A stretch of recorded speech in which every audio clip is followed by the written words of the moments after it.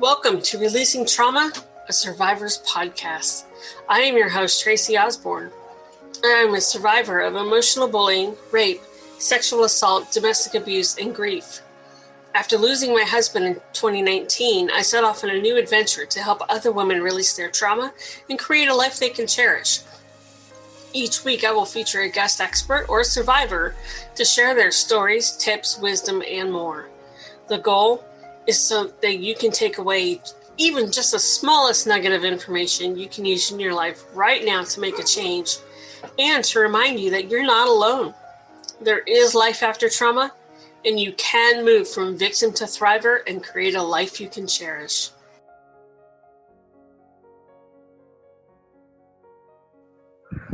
Hi, everybody. Welcome back to another episode of Releasing Trauma. I am your host, Tracy Osborne. With me today is Jessie Brisendine. We are going to be talking about grief and loss, which is incredibly timely because at the time that we're recording this is the week of the second anniversary of my husband's death. And I am having a harder time this year dealing with it than I did the first year.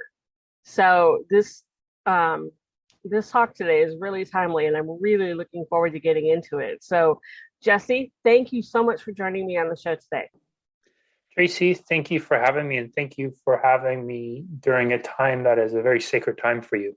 This couldn't have been perfectly timed if I actually tried it. So it's great. Jessie, I like to start off the show with just having our guests tell us a little bit about their backstory. So why don't you tell us a little bit about yours? Yeah, my kind of story, how I ended up coming up here with you is obviously there's losses in it, but I feel like I went through a lot of loss in a very short amount of time. The first real significant loss was the suicide of one of my closest friends. I found him when he was still alive, went through the whole experience with him. I found myself struggling to be happy, struggling to find my smile, struggling to relate with folks. People I'd been with were really close. My girlfriend, who I was with at the time, decided that she couldn't handle me in that grief-stricken state. So she ended the relationship and went through that whole, so, another loss compounded on one. And then I finally got to a place where I started to feel a little happier. And then my dad dropped dead. And my dad had been going through a 2-year battle with colon cancer, where he was fighting to get more time. And 2 weeks prior to his passing, he called me to tell me the good news that he had met with his doctor. Doctor shook his hand, looked him in the eye and said, "Congratulations, Mike. You did it. You're cancer-free. You've earned more time," only to drop dead 2 weeks later.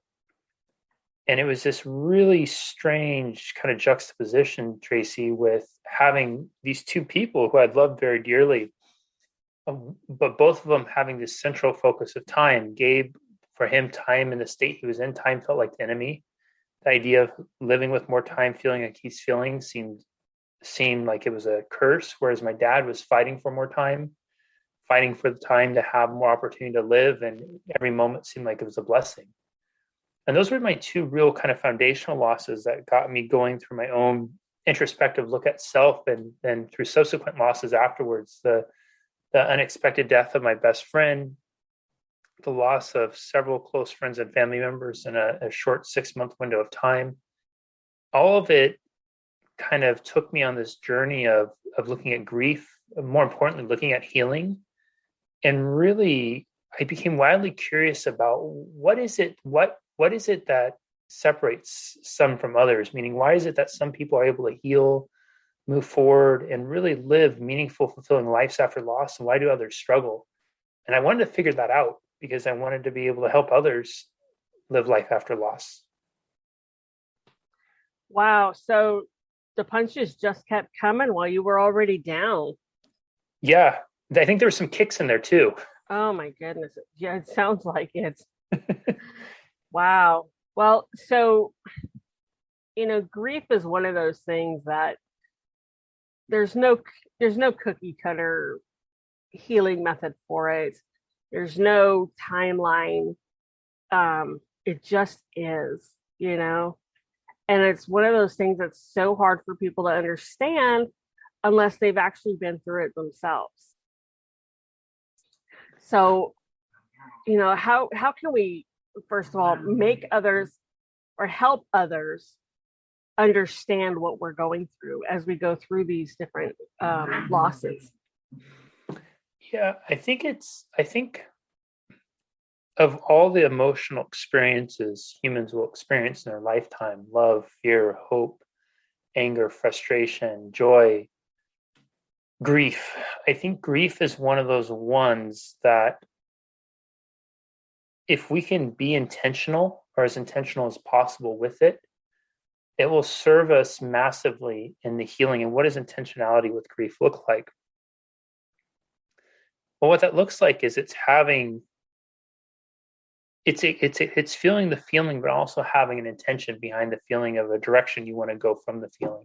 Right. I think many will struggle in life after loss because instead of carving a direction, they put a roadblock, and that roadblock is a line in the cement that says something to the effect of, I will never love this way again. I will never be that happy again. I will never blank, fill in the blank again. Right. Right. And it's closing the book instead of turning a page and beginning to write a new chapter. And I understand the reasons we do this. We do it for a variety of reasons. We do it because our heart's broken. We do it because in those moments of deep pain and sadness, we genuinely feel that way.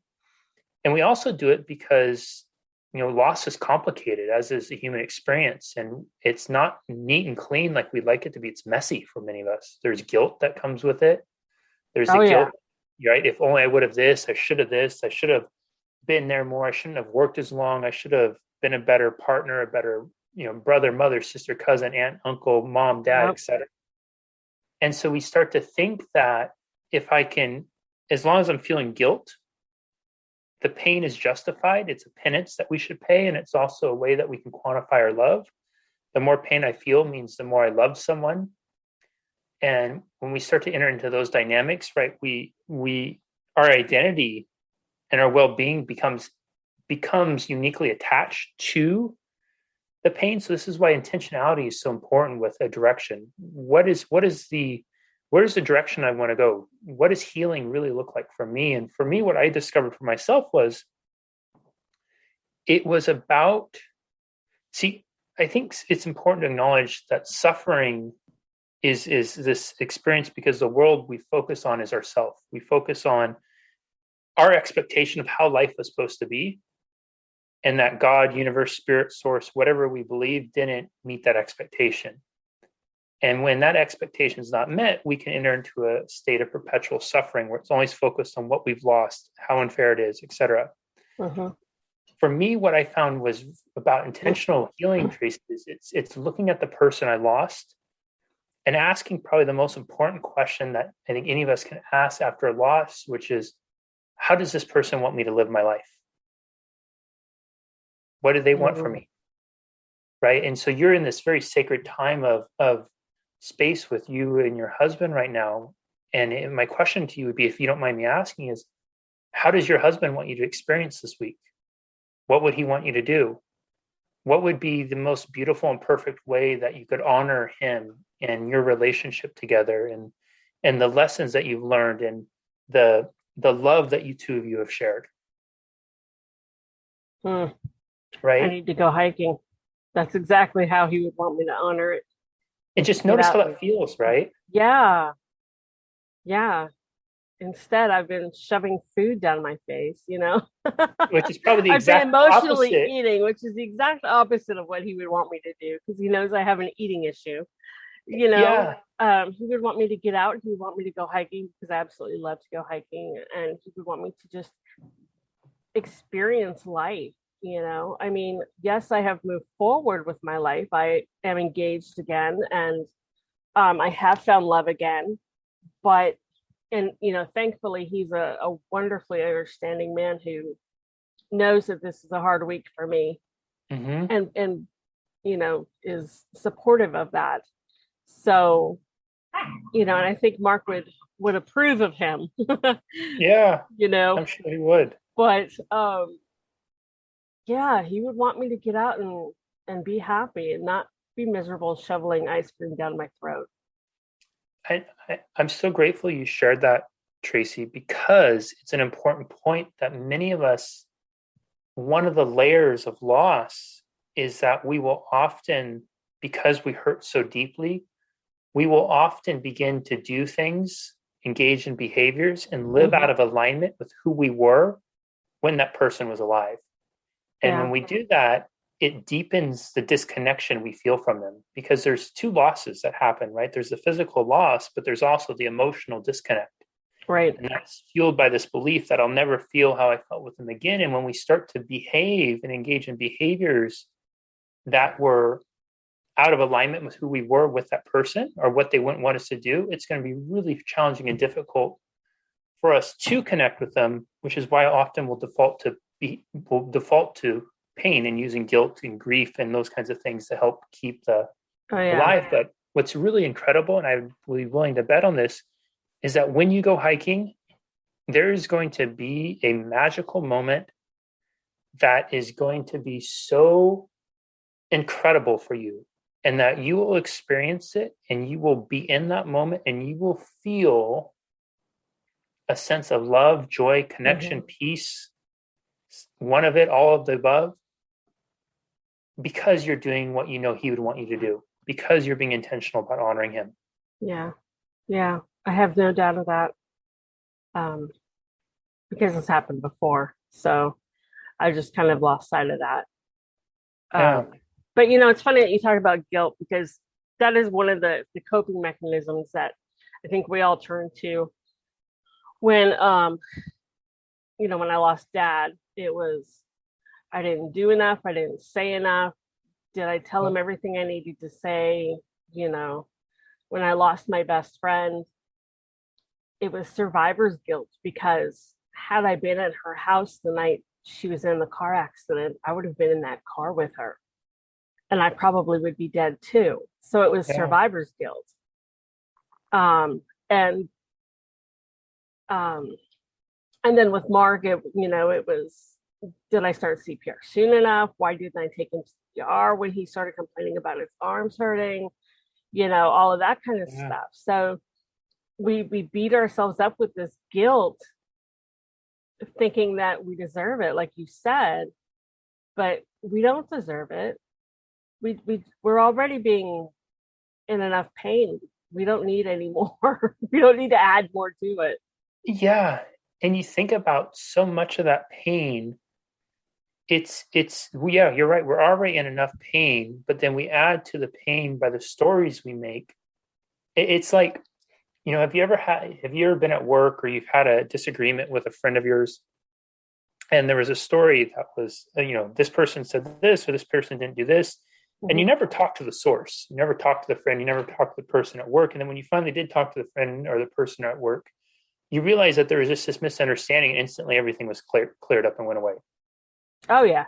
Right? Well, when the person is someone who we love dearly and they've passed away, we will often, have those stories going through our head, but we never do what you just did, which is actually check in with that person and ask the question, what would they want from me? How would they want me to experience this moment? And there's a truth, I believe, that if we trust in it, will come through them, and it cuts through so much of that. It doesn't mean that we won't have moments of guilt. What it means is that we have a much brighter and bolder light that cuts through many of the stories we tell ourselves that fuel the guilt. Yeah. Wow. This is a heavy conversation for me this week. What are some things that you did to help get through it? And I don't say get over it, because I don't think we ever get over the loss of somebody that we love or that we care about deeply, no matter who it is, even if it's a pet, but what are some of the tools that you found were very helpful? The number one thing is checking in with those people and allowing them to be guides, or in the case of pets, checking in with, because I think I agree with the pet piece. I will say checking in with our sacred souls. I like that. The sacred souls are everybody who touches our life and leaves a significant footprint. I know I've lost numerous people in my life, and there's been times where losing the pet, it was more challenging and difficult than losing the person, because it's not about who is more significant or important. It was just the relationship that I had with the pet. There was a certain level of vulnerability that the cat, she allowed me to have with her, that maybe I didn't feel quite as comfortable or confident having that with other people. Right. There was a different kind of trust, a different kind of love, a different kind of closeness. Yeah. And so, it's checking in with those sacred souls. It's allowing them to guide us. I will often ask, and I firmly believe that there's still this ability to connect to the emotion, right? When you and your husband were married, and if you were in one part of town, he was in the other part of the town, just because you weren't physically in the same place didn't mean the emotion was disconnected between the two of you, right? Right. And so I think that emotion, I don't want to get too into the woo-woo land or anything like that, but I think emotion and those feelings, it can supersede physical death, but we often don't connect to it because we fall into patterns of behavior where we find ourselves falling out of alignment with who we were in the relationship. It's like we start dating someone, or we're in a relationship with a friend, a family member, whoever, and in the with that relationship, when they're alive, we like ice cream, we like hot dogs, we like to drive red cars, and our favorite sports team is the Dodgers. And then when they pass away, all of a sudden we hate ice cream, we give up hot dogs for hamburgers, we switch out red cars for purple, and now we are huge Red Sox fans. Well, in life, we might not have found the things in common that we did before, right? We might have been strangers that passed each other. And so we have this expectation, we're doing different behaviors, but we have this expectation that we should feel the same emotion. Well, the emotion's absent, not because the person's passed, but because we're behaving differently than we were when they were alive. And so for me, what I do to make sure to work through this is I really check in with someone. So I'll often say to myself, like, hey, Gabe, like, how would you want me to experience this moment? Dad, what should I do right now? I'll ask those questions out loud, and I'll allow myself to listen, not with my ears, but my heart, because there are the quiet whispers, I think, that can come through. And when we create a sacred space like that if we learn to trust in those, I think we can get some of our most powerful and honest guidance in life as we move forward. Absolutely. I completely agree. And it does feel a little woo-woo, and that's okay. Yeah. There's nothing wrong with that. It's spiritual, whatever you want to call it. But I think it's very important. And I love that you call them sacred souls. That just really resonated with me. I have lost pets that I like more than some people. Yeah. Me too. And I miss them terribly 10, 15 years later. But yeah. I love the people, but boy, they pissed me off sometimes. The pets never did. Yeah, exactly. The pets were always there no matter what. Yeah, they didn't care. Yeah, but I totally lost my train of thought on that one. But that's okay. Some of the things that I found that helped me after the first couple of months, because that first couple of months after Mark died, I slept almost the whole 2 months. It felt like, but was, just finding those support groups. Being in widows groups for me was, in the beginning, very, very helpful, because it was the one place I could go where I could just whine and moan about how I was feeling, and they got it. When you get to that point where you can't stand yourself because you're whining and moaning so much, but you're with this group of people that they understand and they can help you get past it. That was crucial for me in the beginning.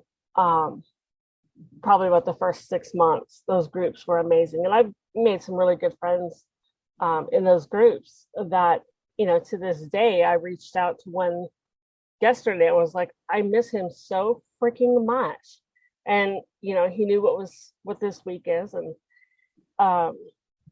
he just offered virtual hugs and, allowed me to vent because he got it, and that was crucial for me. Another thing, I read this book called "It's Okay That You're Not Okay" with Megan by Megan Devine. Really great book on grief and loss. And I know you have a book. Your book. What is your book called? Oh yeah, it's Ouch, My Heart Is Broken. Ah, okay. Yeah. So that's another good thing to do is, to read books about grief and loss. I think, for me that really helped because it made me feel like I wasn't alone. Yes. That I'm not the only one going through this, and that the crazy feelings that I had were okay, and that it was normal. Yes. It is. Yeah. I think that's one of the hardest things, right? Is when you're in the throes of it and it hurts as deeply as it does because it's such a unique experience. And because I think as a society, we still do a horrible job of talking about this. Mm-hmm. Because of that, it still feels so foreign and unknown that when you're going through it, you're dealing with a loss and you feel so alone because it seems like I remember when my friend Gabe took his life and I was chatting. I had met up with a friend. It was the first time I saw people since he had passed. And I remember her coming up to me and she had tears in her eyes and she gave me a hug. And, we kind of stepped back and we were holding each other, looking at each other. And she's looking at me, tears in her eyes. And she looks up at me and she says, I so badly want to help you right now, but I don't know what to do. Mm-hmm. And it was true. I didn't know what to do. I didn't know how to do. I didn't know what I needed. I had never been through anything like that. And I've had enough experience with it now that I've developed, habits, routines, tools, skills around it to help me process through the intense periods of it. Mm-hmm.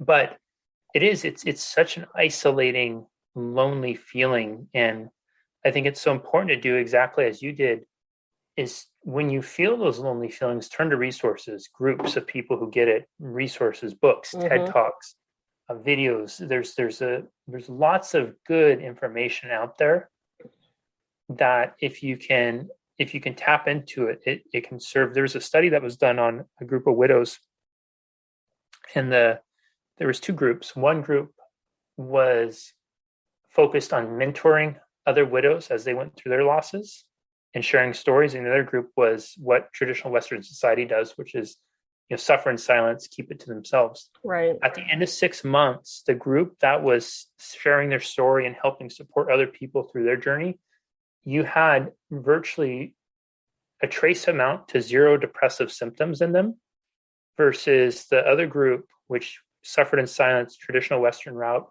By the end of 6 months, they were exhibiting high rates of depression, borderline clinical depression. Yeah. Yeah, because we think we're alone. There's nobody to share our pain. There's nobody to share our grief. There's nobody to tell us that it's going to be okay, even when we are 100% positive it's not going to be okay. Yeah.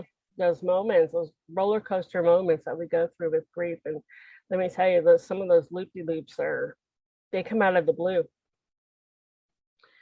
But so I could see why that group would be a highly depressed.